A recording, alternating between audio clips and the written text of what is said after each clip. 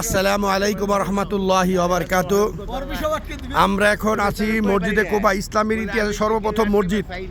এই মসজিদে কুবা আমরা জিয়ারত করতে এসেছি। দেখেন, ইতিপূর্বে মসজিদে কুবা আমি বারবার দেখে প্রতিদিনই আপডেট।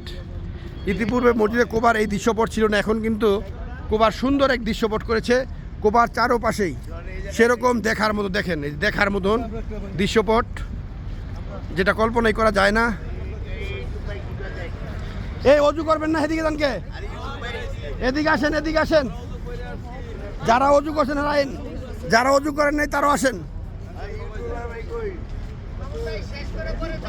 ওদিক যা, ওদিক যা, ওদিক যা, ওই দিন আনতে হইব। হ্যাঁ,